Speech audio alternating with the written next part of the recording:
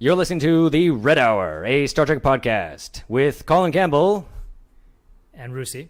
We should probably try and keep the pace Pithy? Yeah, or just like back and forth mirroring my kind of speed. Do you want to do it faster or slower than I was doing it? I don't know. I can't think of any shit to say beyond the fact that you're listening to the Redhour. Okay, well, just say your name in like a manner similar to mine, and then I'll. You could do description of some kind. Yeah. So you're like I'm Rusi and I will destroy this cynical Star Trek hating so and you're like, and I'm Colin, and the voice of reason. Yeah. Or what about like that? Or what about just so you can get like in one line we know what this show's about more or less. Or how we we're both liars or something like that. Yeah, that's good. Or but one about the other, or what about themselves? Rusi can describe himself, what he sees himself, and you can do yours. But it's more fun if someone. Yeah. If you switch the description. I don't know, how should we describe the podcast itself? It is an examination of the original series of Star Trek as viewed by contemporary. We're the Redhour, a Star Trek podcast, currently reviewing season 1, one painful episode at a time. That's pretty good. That's not bad. Okay. What should I say about Rusi? Or should I? That's like. Well, I think. Rusi. Okay. Cynicism and his okay. What about? Right? Do you want to say my name and I'll say your name, and I can go like starring Rusi, often wrong Kapadia, and you can. That's good. That's good. Can you think of a cool pithy nickname for me off the top of my head that's like kind of insulting, off the top of your head? Or like Colin Tarsus Singh Campbell? No, I don't know. Colin Apostate Campbell. Colin what? Apostate. I suppose that's just going to confuse people. Yeah, Apostate. I like often wrong for you privately, but I think it's a good one. All right, so what? I mean, that's an awesome one because it's a direct reference. So I gotta think of a reference. Who's like a real asshole? Oh, Herbert. What? Herbert? Okay, yeah, that's good. So Colin Herbert Campbell? Yeah. All right. Who's Herbert? That was just the derisive nickname that the hippies. The hippies gave to anybody who wasn't cool. Yeah. To be Herbert. Yeah, I'm okay with that. That sounds too much like his name. Yeah, but it does sound too much like. It doesn't matter. We'll let people figure that out. All right, whatever you're in. No, actually, what I'll do is I'll say, Colin, I am not Herbert Campbell.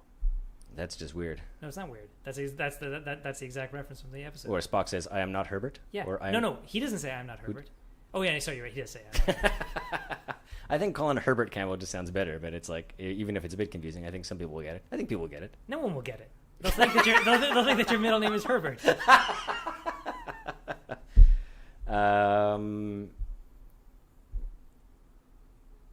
Or you could just say Colin Campbell, who is a hopeless Herbert, who is a, or no, whatever. It's like wait. I was gonna say Colin, I am not Herbert Campbell. Okay, yeah, let's go with that. All right, fine. I think it's terrible. I think you're doing better. All right, fine. Let's think of something better. Okay. But the often wrong is awesome.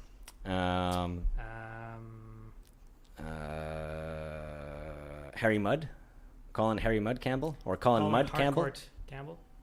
I think Mudd Campbell's better because it's like, again, Harcourt could conceivably be a name, but like but Mudd is less likely to be a name, and like it's clearly you poking fun at me. Right. Yeah.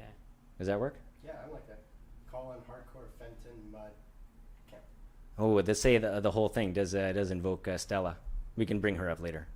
We'll have to at some point. All right, fine. So you want to go with Colin, Harcourt, Fenton, Mudd, Campbell? Yeah, sure.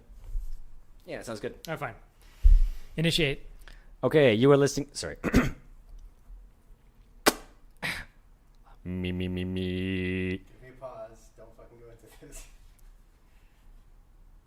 You are listening to The Redhour, a Star Trek podcast with Rusi, often wrong Kapadia. And Colin. All right, do it again. Just go Colin Mudd Campbell or Colin Harry Mudd Campbell? Fenton Mudd Campbell. Gotcha. Okay. Fenton, Mudd. All right, fine. Go ahead. Yeah. Do whatever you want. And Colin, Harcourt, Fenton, Mudd, Campbell. This is okay. All right, let's do the whole thing over again. Just so we have a nice, better one in case there's something, in case it's better. You just put pauses in between stuff. That's enough. That's true. I'm gonna do it again anyway. Go. You're listening to The Redhour, a Star Trek podcast with Rusi, often wrong Kapadia. And Colin, Harcourt Fenton Mud Campbell. This is a podcast about Star Trek, where we watch Star Trek and discuss Star Trek. Right now, we are watching the first series and examining it in painful detail. Season 1. Star Trek is a show. Actually, you should put that Star Trek as a show at the end. Star Trek is a television show. Hello, we're live. Whoa. Just like that. I mean, are we sure we're live? I guess we have to take somebody's word for it. I guess just keep working under the assumption that we are. No, we are absolutely live. I don't know if anyone can hear us. We'll rely on our good friend Tim in the chat, who's already taken the time to fucking... Excellent. All right, nice work, Tim. Because what a dick. And I'm assuming we're allowed to swear. We did say that. So, all right, yes. I was just going to ask you. This is a new format for us. This is a visual medium, and I was going to ask how you felt about that. I feel okay. I mean, we have to change with the times and the pandemic risks. So, if this is what you techno nerds decided was necessary, then I'm on board. Okay, all right, yeah. I mean, yeah, it's true. I miss the in-person experience of like doing the episode beforehand and getting on the same page and sort of comparing notes, as it were. But anyway, this will be an alternate experience, and it'll be judged accordingly, and hopefully nobody will call for execution. Yeah. So Campbell, it's the Red Hour. Correct. The Red Hour. There's no. So what episode did we just watch? For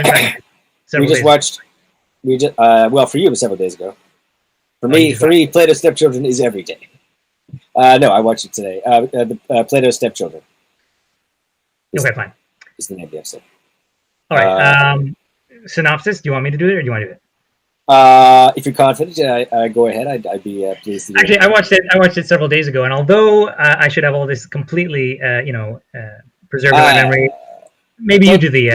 Don't sweat it, but anyway. I'm going to mess up with the first 5 seconds because you always forget the first 5 seconds about like how they got there. It's always but I went back and I checked it, and I checked, and there was nothing. So basically, they're called to a planet. They say they've received a distress signal, very vague.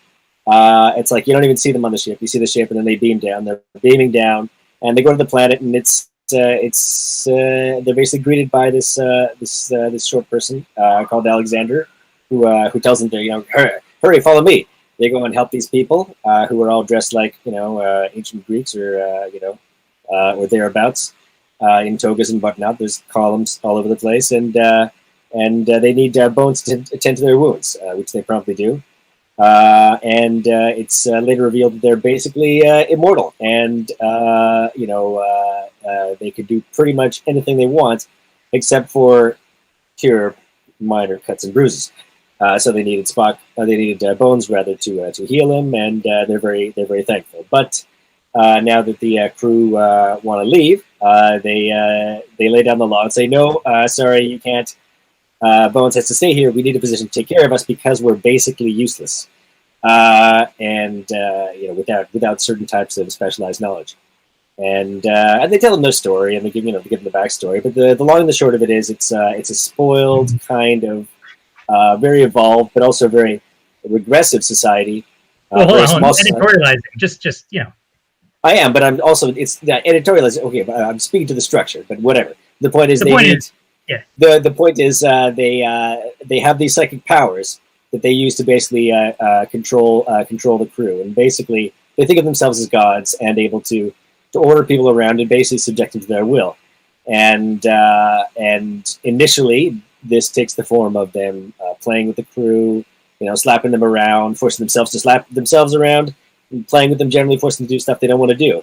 And finally, in the end, the crew, through half dumb luck and half scientific examination, are able to properly deduce the right course of action and able to turn the situation on its head and basically free themselves and I guess escape the planet.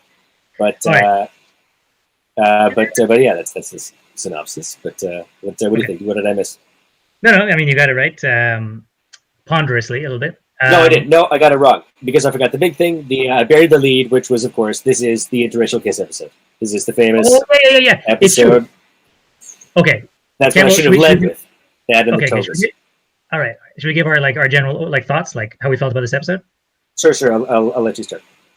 Okay, fine. So this is not one of my preferred episodes, which is like odd because it has like certain things like certain like audio clips that like play quite frequently in my mind. Fair enough. Obviously like the Bitter Dregs song that Spock does. So good. It is. And then it's got like the interracial kiss, and it's got Kirk speeches galore. It's got like 3 in close succession. That's interesting. I just watched the episode 3 times. I don't recall a single one. You don't remember? Like he was like you're half dead, and then he sort of spells out very quickly that in keeping with his standard. Believe you'll miss it apparently, but. Well, yeah, you know how his standard thing is that people have to struggle and a life of leisure is no life at all, that kind of thing. I mean, I'll take your word for it, but it seems to me that's always what you read from Kirk. No, he specifically said after the Apollo episode, he said maybe we went to the Apollo episode. Yeah, I remember that. Well, yeah, I'm just saying he laid it down there and he reiterates it here. Maybe that's what you heard, but I heard his other emphasis is like when he was just like basically making fun of their utopia, and going like so what you got to make fun of me to get your kicks or or just like it's to start on this note because I wanted this to be like the general theme like embarrassment. Do you remember that one scene where Parman is basically torturing them, basically subjecting one person to do something they don't want to do and forcing Bones to witness it? Parman's the leader of their group. And he turns to Bones and he says, "How can you let this go on?" And that's how I felt about the episode. But anyway, sorry, continue. Yeah, so I'll tell you why I didn't like the episode and why I'm baffled that you should not like it because my reasons are personal. Your reasons are you'll have naturally, of course. No, but see for me like Parman and those whatever Platonians, they were trying to like humiliate Picard and Spock, and it was successful. What? It was like he tried to humiliate them, and it was like too successful. It was like undignified, and he was they were playing a scene where they were trying to make people turn away in disgust, but it was just too effective. I turned away in disgust, especially when which one? Well, okay. Just in general, having actors sort of like structure. I turned away in disgust in general. No, but having actors sort of giving them free reign to do stuff they would do in improv class or during warm up. Okay, I can't stand that. Yeah. I knew this was going to be brought up. Yeah. No, but it's like the Harry Mudd episode where they all do a bit of miming and We'll work on it. Yeah, exactly. But I always find it embarrassing. I think only other actors can enjoy that. Because other actors can be like, yes, I like what he did there or whatever. Whereas for me, it's just painful, really fucking painful. Agreed. I agree completely with you about it being painful and the weirdness of that. Yeah, but it's like you could take the best actor on the planet, and they did 3 of them, and tell them act like a horse.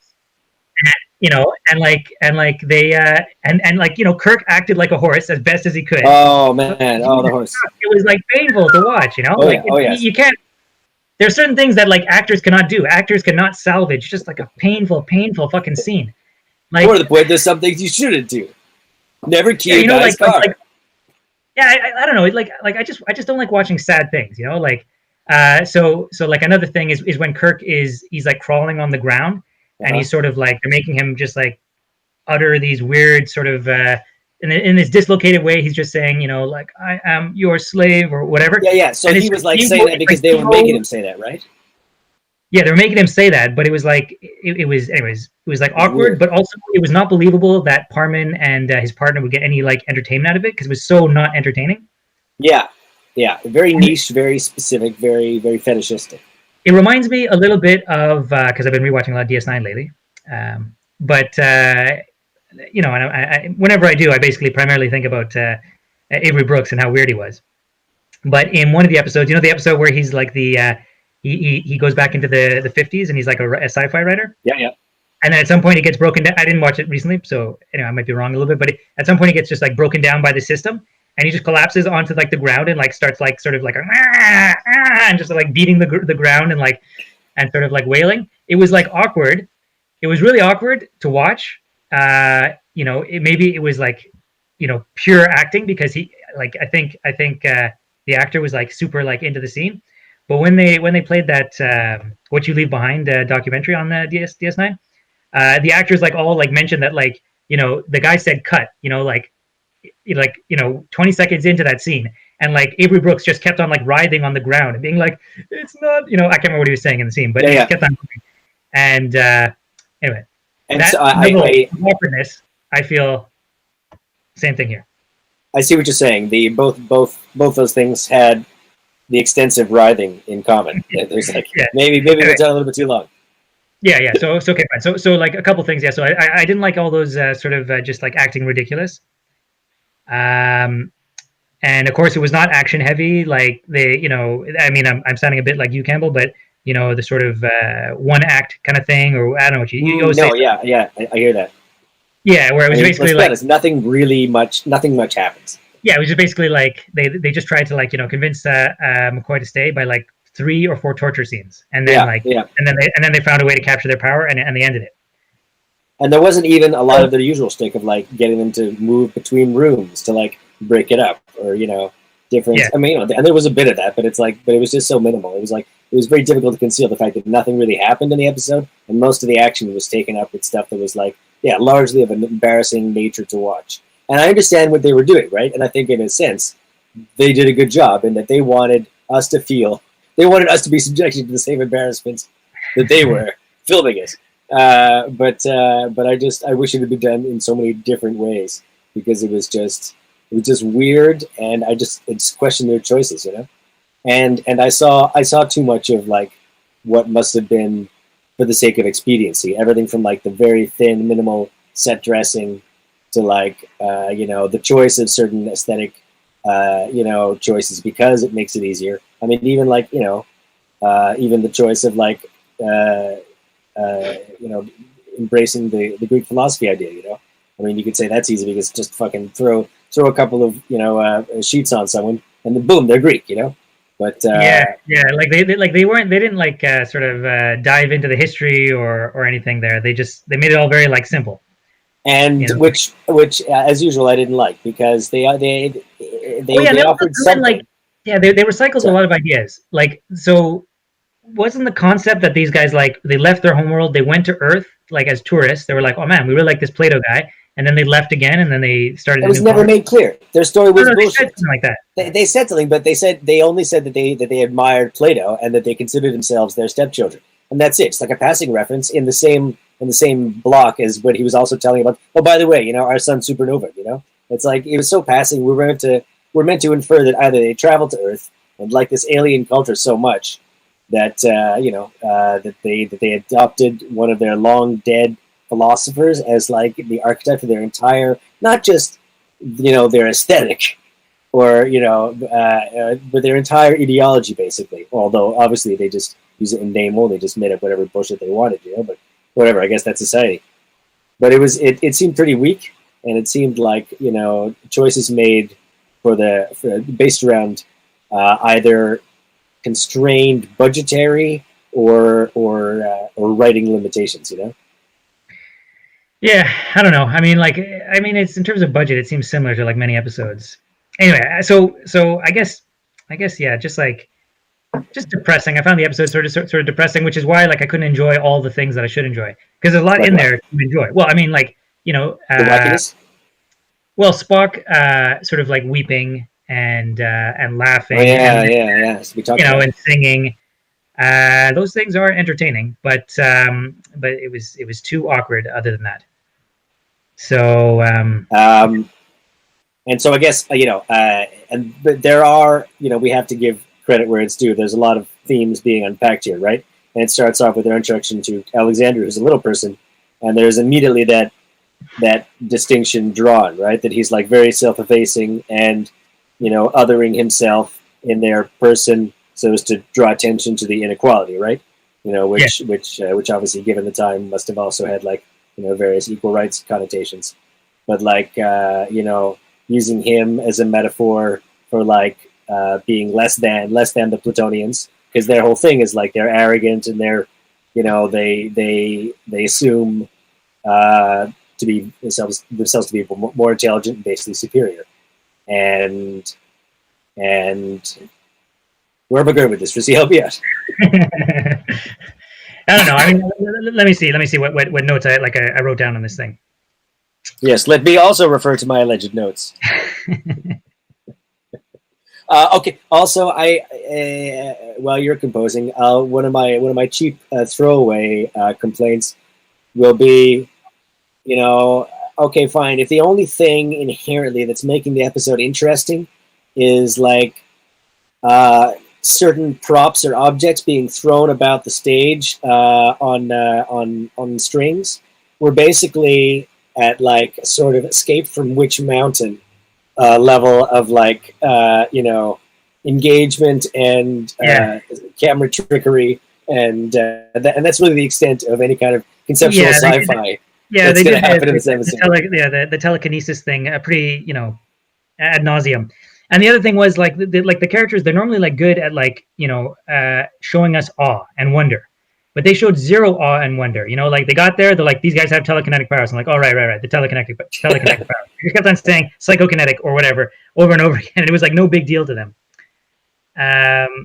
Because I mean, after all, they would have already. It's been established with their, the episode with Gary Lockwood, where he becomes, a demigod with the ability to, move around objects and transmute matter and. Yeah. I mean, So I guess to a certain degree they've seen it before, but still, like, I mean, there could be like a little bit of like awe, and then also, the characters are like 2,300 years old. I just like, if people are gonna like use things like that, then like I want them to like show me like something cool about a guy who's like 2,300 years old. Who you sound like? But I mean, even like Highlander, that was Brucey, the only thing that was impressive about them is that they got killed when you cut off their head. The same thing can be said of me. But the point is, who you remind me of? You remind me of J.F. Sebastian going, "Show me something" to Pris and Leon. Where they're like, we show me something. It's like cogito ergo sum, and then she does the fucking cartwheel backwards. Yeah. So what do you want them to do? So okay, well here's a question: Is it like a lack of imagination, or are they getting it right? That when someone is like 2,300 years old, they've basically forgotten 2,250 years of that mostly, and so they're basically just sort of like, a regular 50-year-old. What's your question? Is there a reason why the episode is so boring? No. I just mean like the fact that they meet these guys who are like 2,000 years old, and they're just as like lame-waddish as like somebody who's like 50 years old. I agree, but what do you mean by lame-waddish? Well, like, I mean, I don't know, like, somebody who's like that old, you'd think that they would have some like, almost divine wisdom. They would be Buddha-like. They'd be, I see. So they're basically just powerful, greedy, regular adults. I don't know. I call adults for some reason. Yeah. Because what am I? I don't know. But like, they're just like regular people, except they didn't show their age. It's true. Yeah. Yeah. Like, I mean, like they do the long-lived thing in like so many versions of like sci-fi, and I can't think of any. Well, because I've only started thinking of it since the beginning of the sentence. Like do it well, like in many ways that's true of a lot of things in life. No, but I mean like Highlander, like Highlander, I mean I love the concept, and I enjoy Adrian Paul, but Highlander 2 was a mistake and everything after. Yeah. But they just don't show anything like any purpose to like living that long, or anything cool that like would happen to a person who lived that long. It's true. I agree. Yeah. I don't think it's hard or necessarily impossible to do. I just don't think they did it in this episode. What did they? I mean, honestly, you become gods and you start playing life-size chess. Really, is that it? I mean, the Nazis did that. Yeah. All right. Fine. So that was one thing that I didn't like. For something I did like. Yeah. I mean, sure. So I mean, like in terms of stuff I like, I mean that Phil might be able to play. One is the acting of Kirk. He lays it all on the line, which is like painful to watch and embarrassing, but he does lay it all on the line.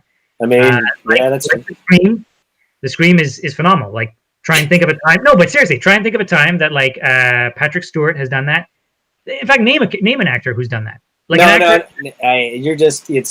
taking advantage of the fact that now that you've said that, nothing's going to pop into our heads. But come on, there's lots of good screams, No, I mean, people. I mean, obviously, people have done it, and definitely, like if there's like a dramatic role and it's like a feature film, someone will take on someone like that. But in terms of like regular television, somebody just sort of like lying on the ground and then just like screaming like a primal scream, like they would if they were like taking scream therapy with their therapist. True, but I mean, but just even to name even this very show, I mean, the guy who played Dr. Van Gelder, he had some good screams. You remember that guy who died in Is There in Beauty No Truth, where he's like he dies of like a broken heart. He's like, oh yeah. Actually, that is a really good scream. Don't you say he's just gonna kill you? And then he just died. Actually, we may have covered this before, but it's like cheap. But screams do increase the horror factor of any like movie or film, and by like an outsized amount. Like I went to. Do you remember like they did a Nuit Blanche in Toronto a while back? Okay, play the scream. Now Phil is attempting to play the scream.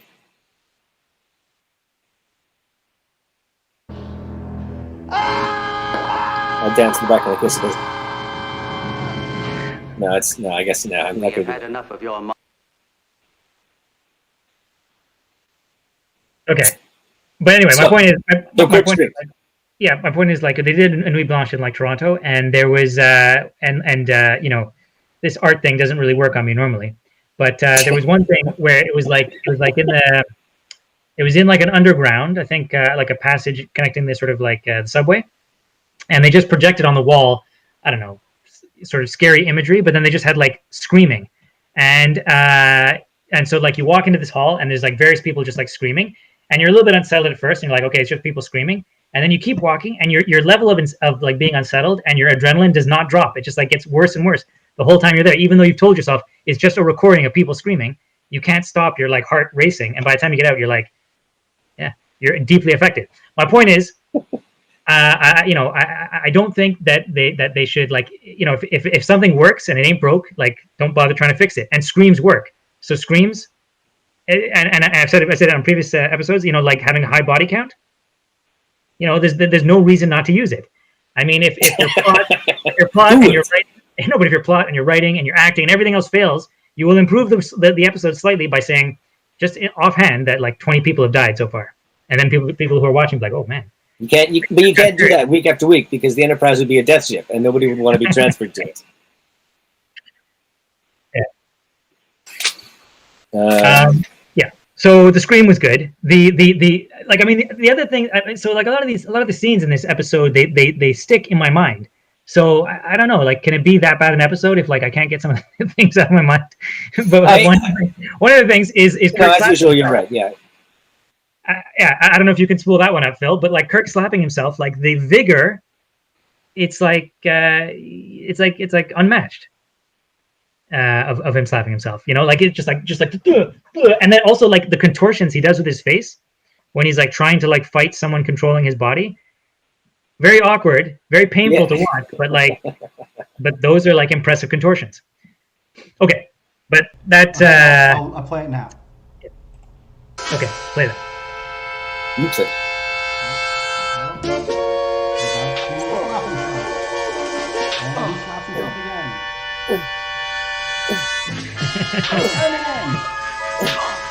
Oh my god! I can't revel in it, but the point is this. No, I mean because there were a lot of weird enough scenes to act as memorable takeaways. There are a lot. Like there's a lot of things that'll like would make it into like a clip show of like funny things from Star Trek or whatever, memorable things from Star Trek, including the interracial kiss. Yeah. Okay, a couple minor things. I noticed that in the beginning, Parman is getting Alexander to choke himself, and Kirk is trying to stop him, and Kirk is unable, which means that Alexander's stronger than Kirk. That just doesn't wash. I don't think you necessarily have to read that into it, but I mean, I suppose it's possible. But what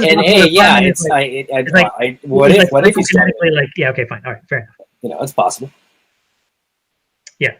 Anyway. What else? You got anything else, or do you do you want to keep flailing madly and bringing us all down with you?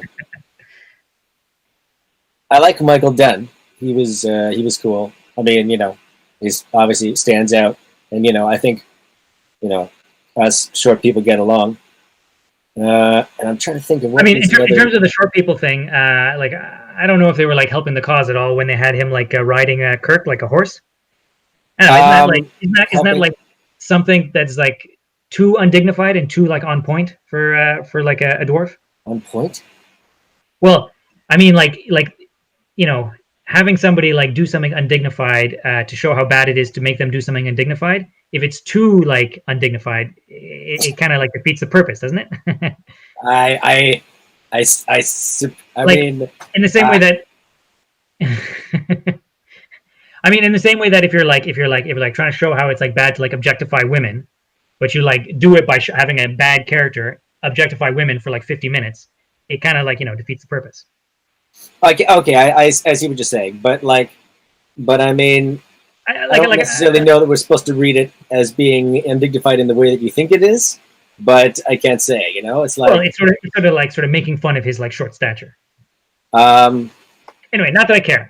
This whole being politically not politically incorrect is more your spiel. I'm just feeding you in case you want to go.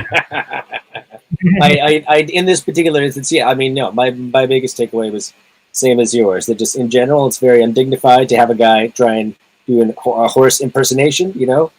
The other thing is with these episodes that fall flat, I often find it's I can't tell if it falls flat and then like the music or lack of music like amplifies it, but it was a very quiet episode, so there were like many scenes with like no background sound, just like the quietness of the scene and the actors speaking, whereas there's like a lot of Star Trek episodes where there's like some theme in the background. Anyway, they had a lot of scenes in this episode where it was just too fucking quiet. I need to be told how to feel, and the music fucking tells me. And also, one thing that annoyed me actually was there's a theme that I don't like, which is any xylophone theme in TOS. I don't think there's a good place for it. It just sounds I don't know, hammy. Like anyway, there's a scene where like something bad is happening, and then at the end at the crescendo, it's like and they just hit the xylophone. I don't know if you recall specifically. I'm trying, but I forget it. The point is that it's out there. Yeah. Okay. And then I feel like a bit of a jag here, but because I'm like attacking minor fucking like technical issues when generally also I don't care about those. But, when they gave themselves like twice like Parman's power, why didn't they just like make it like 100 times?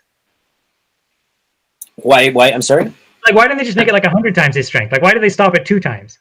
And then it was like a real struggle for Kirk at the end. He was like, oh, and he was like really fighting Parman. He could easily just sort of like, juiced himself up a few more times.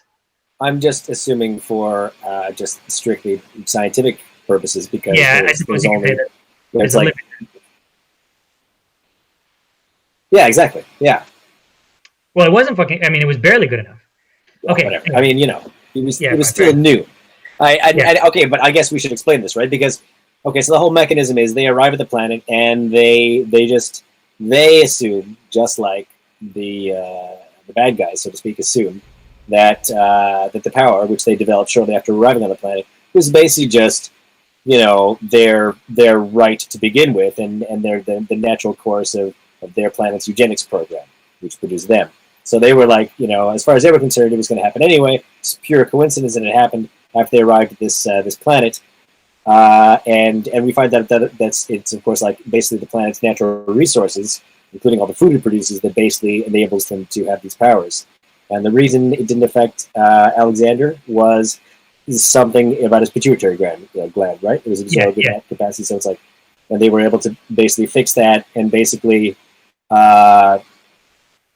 if they wanted, they could have given him powers. Yeah. And I guess that was a nice little reversal, but it was not interesting to me, And I saw what they were trying to do, and I think there would have been lots of different interesting ways to show it, but like ultimately, I just didn't super care. Yeah, and like obviously whoever wrote this episode had the same like opinion that like I have of philosophy, which is that it's fucking useless. All right, let's not go there because that's not my reading. No, these guys have been there for thousands of years, just like sitting there lounging on couches and philosophizing. And how did they move the needle forward on philosophy? Like what did they do? What did they achieve in 2000? Well, what have you done, Rizzy? Don't alienate 20% of our audience by saying philosophy is useless. Would you? No, we should go on record and say Rusi does not. PBS does not endorse the use of Rusi. But you did like a lot of stuff about it, including have you even talked about the bones things yet?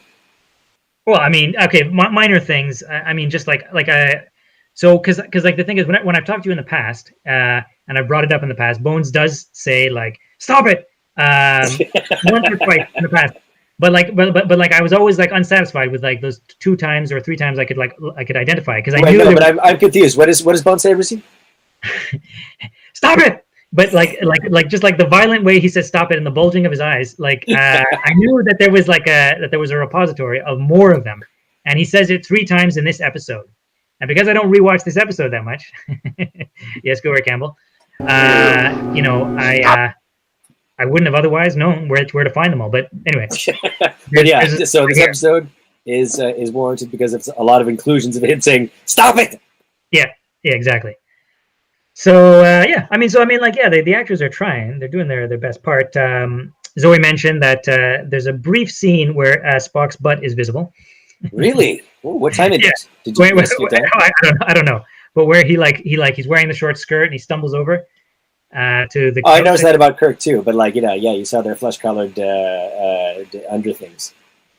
Yeah, actually, I mean, there's other things in this episode which, like, if like the episode was more impactful in other ways, would have had some meaning. Nurse Chapel admits to wanting to be close to Spock. As far as I know, but that's old news. We already knew that from previous episode. No, but so what was clearly stated by Chapel before this episode? You know what I mean? I forget. Like there's the episode where Spock is unconscious and she talks to him. I think it's that episode where it's basically revealed through implication how they feel about each other. But I'm unsure now. I'd have to go back. No, but all she does in that one is she holds his hand. Rusi, sometimes that's all it takes. Yeah, but still, this one she fucking spells it out. So I don't know. So anyway, I guess that diffuses any tension between them because it's kind of yeah. She said she liked him and he was sort of whatever.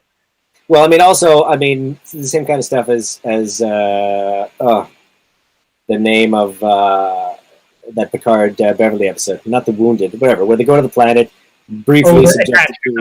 They get attached somehow. Yeah, they get psychically attached and they hear each other's feelings or whatever, and so it's like a bonding experience, but it's crazy stuff happens, but it's understood because it's compartmentalized within the context of the mission and them having to get over it. That's how the characters. They did. I'm saying that's what happens.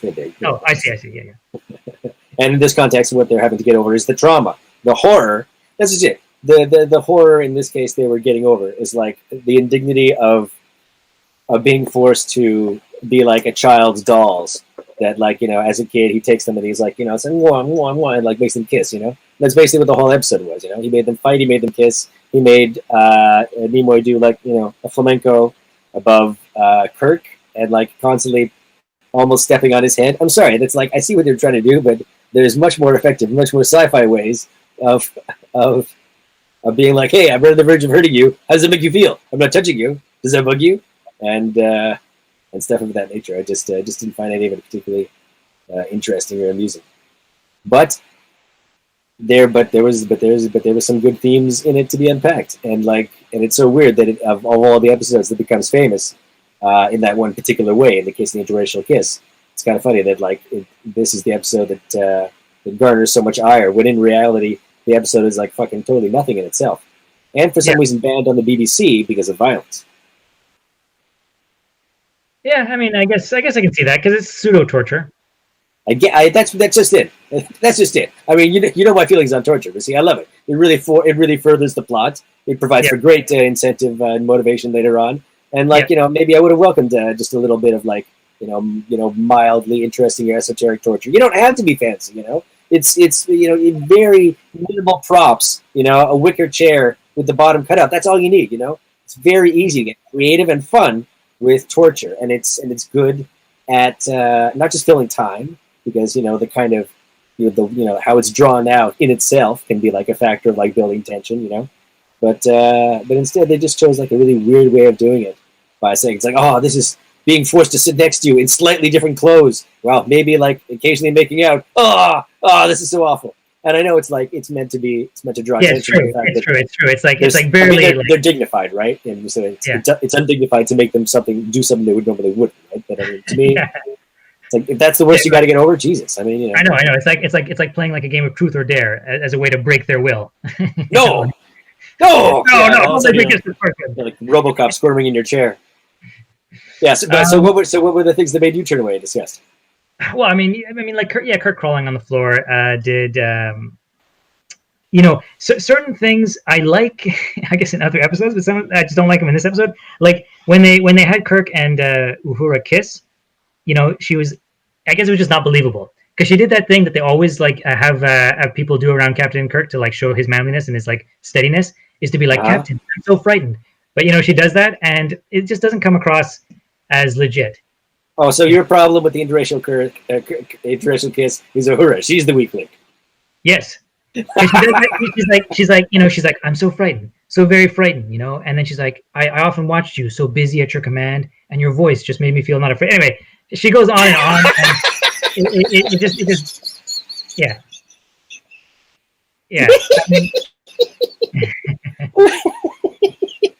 I don't mind it. Like I just like it well done. Like I prefer it when like Kirk's on the bridge and then kind of like Airplane, like as the situation gets more tense, people just get closer and closer to him until the women are just sort of like huddled around. At the end, they're like a Conan poster, like wrapped around his leg. Yeah, exactly. No, but that never happens. But whatever feelings you have about that shot, keep in mind, I want you to know, as usual, try and drive home the secret subconscious theme of this show, which is getting to the core of your issues. And whatever qualms you might have with the lead up to that kiss scene, the reason why it's like that is because Chandra kept intentionally flubbing it. Because I guess in the lead up to the show, I guess they were already hearing back from the censors, and the censors were hearing from like the stations that already weren't going to air it, because I don't know the sequence. I don't know who found out what when. But while they were still filming, they were already told by the censors that like people weren't going to like it, so they wanted to film alternate shots in case they couldn't use the ones where the two people of the different races actually kiss. And even then, it's like the network had wanted to be explicit that it's like maybe you're allowed to imply they kiss, but you can't actually show them like touch. And even then, that acts okay. I like the episode, the kiss for a second, okay? All right, sure, yeah. Let's show the kiss. Let's watch. Let's get on with it. You are so impatient, my wife. Observe the doctor and learn. Oh, where is this? I mean, Who cares? to wait About for a the kiss. I thought it was fine. Let's get on with it. Actually, another thing that strikes me, as it does often in these episodes, is that like whatever getup they put them in, no matter how like revealing, it's always less attractive than their normal workwear. You know what I mean? Like for Chapel, for like Uhura, for everybody. I'm sorry that you're disappointed by their fashion choices. That's never what sticks in my head, but like, yeah. What was? Oh yeah. So okay. Yeah. So what was I gonna say? So on the one hand, I would be able to appreciate the kind of like anarchic, rebellious way in which they challenge the censors of the time, by defying. That's what I was going to say, right? Because so the network asked them to come up with alternate shots they could use in the event, like different cuts in the event that certain stations wouldn't air it. And in order to basically sabotage that, Shatner in all of the alternate cuts, like intentionally flubbed it by like mugging to the camera or crossing his eyes or something like that. So they all had to be like rejected. And also in the shot that they did use, the one they were meant to keep like separate, keep like a quarter inch for Jesus or whatever. They it's like I think at the last minute it was like a joint or mutual or maybe just decision on one of their hands on their parts where he just like chooses to shift and like change the angle subtly so you can't see it for sure, but you also can't tell for sure that there wasn't a separation. There could have been, Yeah, actually, the censors probably would have been okay with that because it, like implied stuff is fine. It's but I mean, it was still based. It was in defiance of their direct orders, kind of thing, right?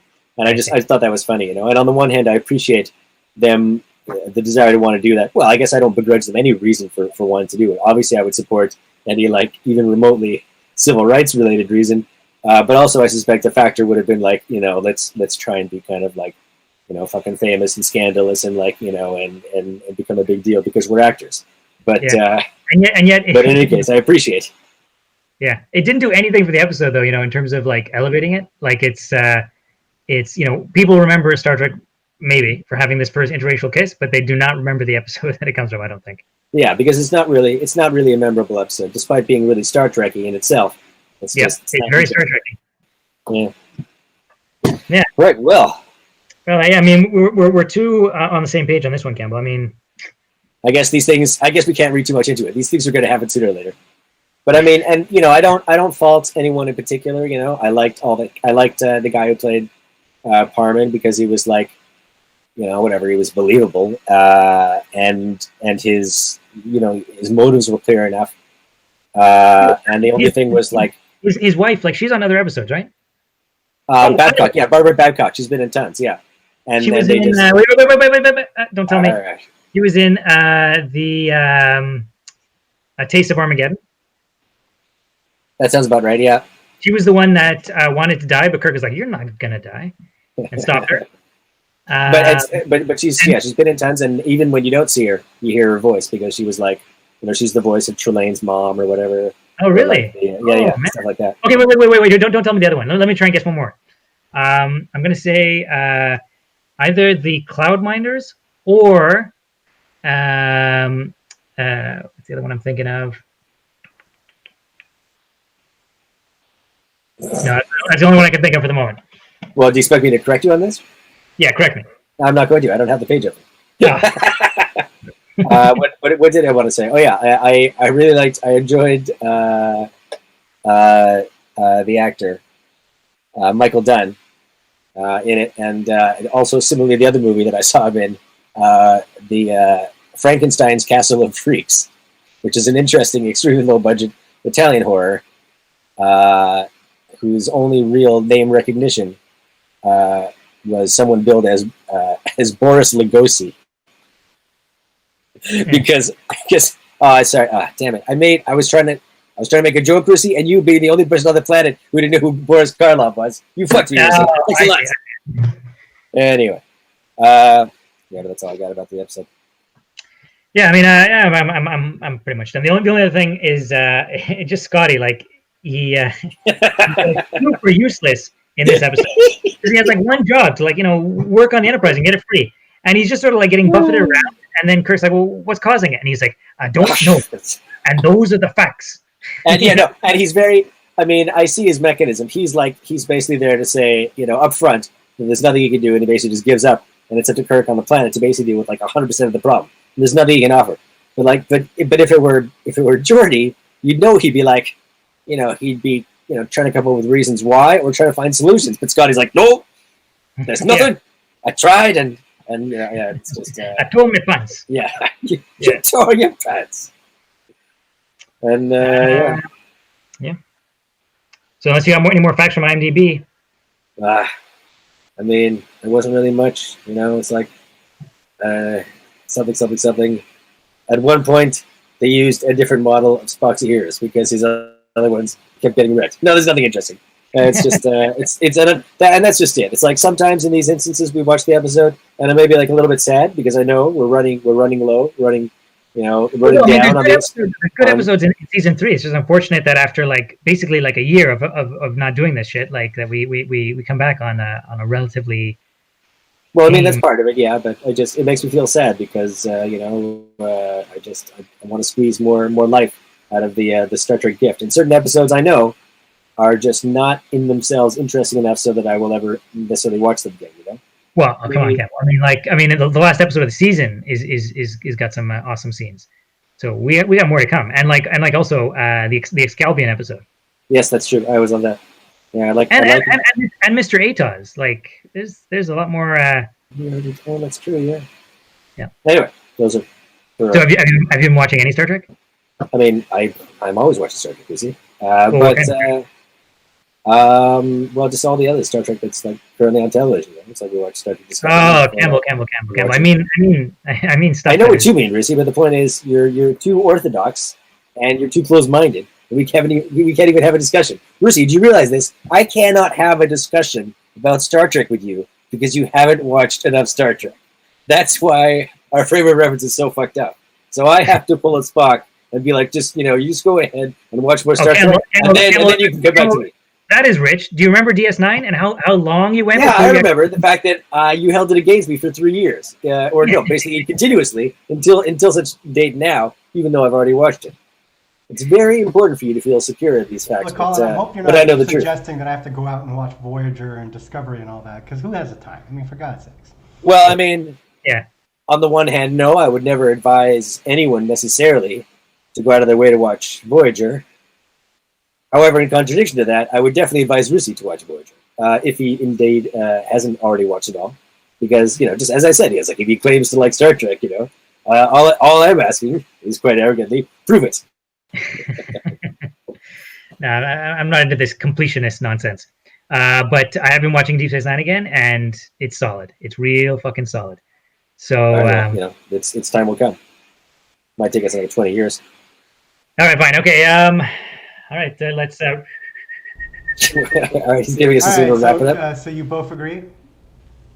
We both agree that it was a Star Trek episode. But I understand. I totally understand. Everyone did their part. Everyone tried real hard. He's not a jerk. He's not a jerk. Yeah. But I don't necessarily think I'll be watching it again. I will still be, watching. Stop it! So I think this is the end of the episode in that case. We will record this and put this up on SoundCloud, so it'll be available both on SoundCloud, Apple, Google, all the other places that podcasts are available, and onto the YouTube. All right, excellent. Thank you. And we'll try this again soon. We'll see you in the future. Okay, good G. I salute you. Now.